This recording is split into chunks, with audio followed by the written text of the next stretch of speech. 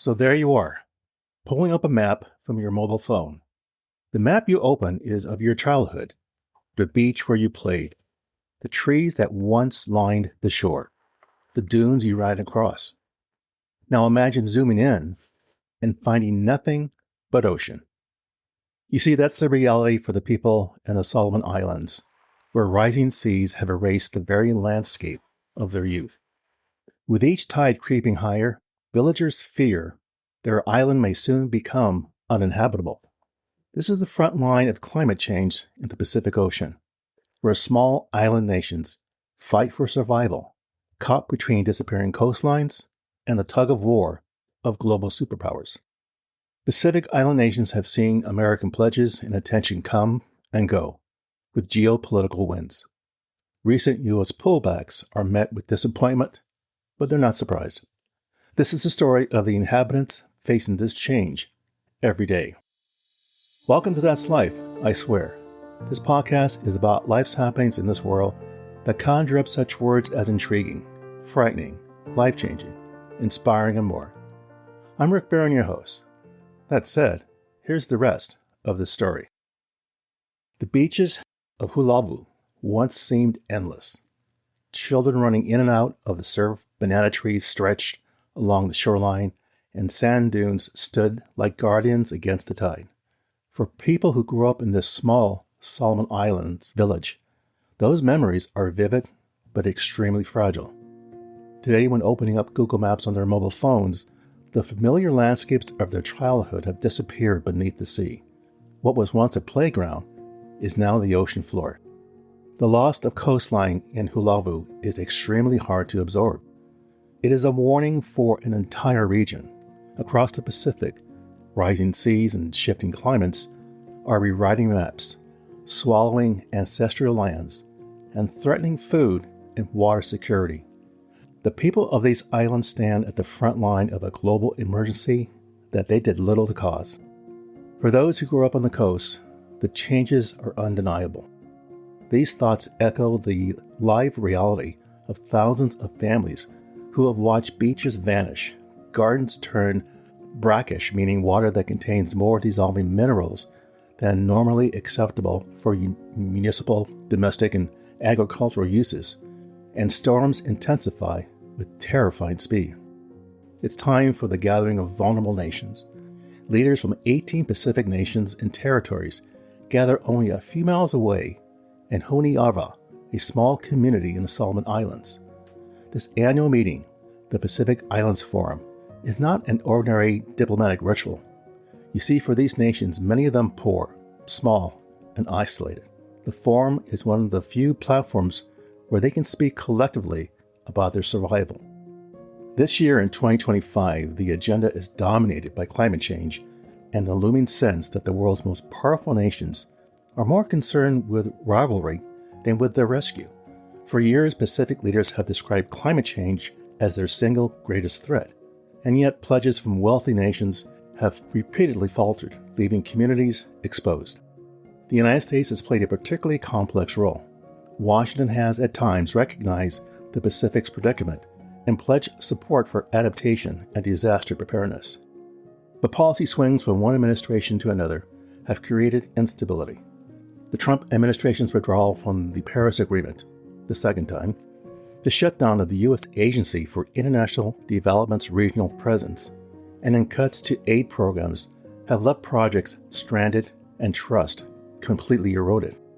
One senior Pacific official privately described America's engagement as yo-yo policy. They're here one year, and then they're absent the next.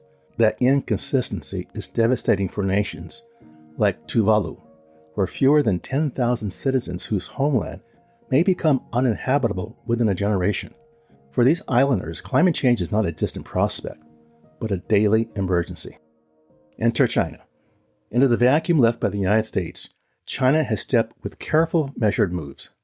Beijing has positioned itself as a dependable partner, offering development assistance and presenting climate cooperation as a cornerstone of its diplomacy.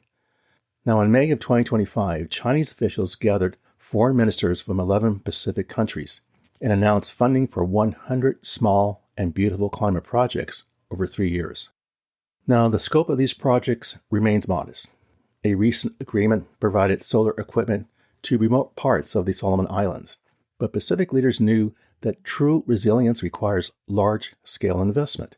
Still, China's steady presence contrasts with American inconsistency. A gap has been left with the U.S. withdrawal, and China is moving in quickly to fill it. Geopolitical rivalries have eclipsed the existential conversations Pacific leaders wish to prioritize.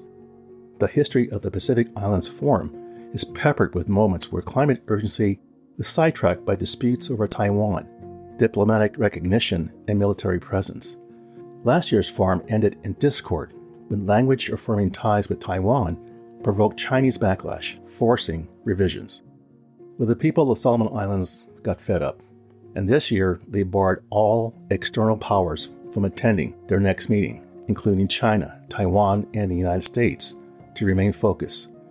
Now, that decision drew criticism from Australia and New Zealand, but many island leaders welcomed the opportunity to discuss homegrown solutions without the noise of global competition. With or without superpower attention, the Pacific is moving to chart its own path. The leaders have discussed the creation of a regional climate fund free from the bureaucratic delays that slow international financing. They debated a declaration opposing militarization of the Pacific, mindful that their fragile regions risk becoming a pawn in broader conflicts. And they sought to build on a groundbreaking international court ruling, which confirmed that nations failing to act on climate change can be held accountable. Still, ambition requires resources. The Pacific Island nations lack the financial resources to fund adaptation projects independently. They continue to rely on external partners, even as donor attention shifts elsewhere, such as the war in Ukraine to global economic turbulence. The consequences of sudden policy reversals are visible in communities across the Pacific. Vanuatu's climate change minister recalls how the abrupt closure of U.S. aid programs derailed essential projects. On one remote island, water tanks and pipes had been delivered through a grueling effort involving ships, trucks, and manual labor, and then the funding vanished, leaving infrastructure to rot until Australia stepped in with emergency support. Now, for the people experiencing these ups and downs, such experiences confirm a very painful truth. The U.S. has always been out of the picture anyway in terms of ambition. Skepticism is widely shared among Pacific leaders who must plan not for election cycles, but for the rising tides threatening their nation's existence. Despite international uncertainty, people on the islands refuse to wait idly. True resilience must begin at the community level. On their own initiative, people from Hulavo have jumped in to rebuild part of the coastline where many used to play. They've constructed a jetty, restored stretches of white sand, and began envisioning the area as a potential ecotourism site. In a country where limited jobs, such projects not only restore land, but also create livelihoods. These efforts may seem small against the immensity of climate change, but they embody the spirit of the islanders often missing from international narratives. Their thinking is if outside powers want to help, they will. If not, they will just keep going. For Pacific Islanders, climate change is not an abstract environmental issue, but a human security crisis. Rising seas threaten to displace entire populations, forcing questions about migration, sovereignty, and cultural survival. Saltwater intrusion contaminates crops and drinking water, undermining food security. Stronger storms destroy homes and schools. The risk extends beyond physical survival. Losing ancestral lands severs cultural identity, eroding the deep connection between Pacific peoples and their environment. The Pacific Islands' struggle is not theirs alone. The region contributes to negligible greenhouse gas emissions, yet suffers disproportionately. Their plight underscores the moral failure of wealthier nations whose emissions drive the crisis. At the same time, their resilience offers lessons for the world: collective action, cultural continuity, and determination to survive against daunting odds. Now, international courts and climate justice campaigns spearheaded by the Pacific nations are shifting global conversations. By framing climate change as a matter of human rights and international law, they are pressing the world to recognize that inaction is not just irresponsible, but unlawful. On the island of Hulafu, the sea continues to advance. The jetty built offers a very fragile defense, but no single community can hold back the tide indefinitely.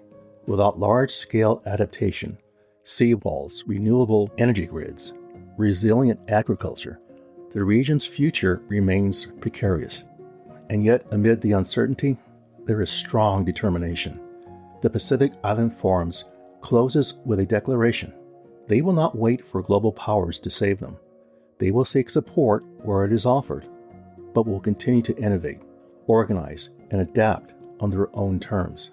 For families watching their homes slip beneath the sea, these commitments are more than political gestures.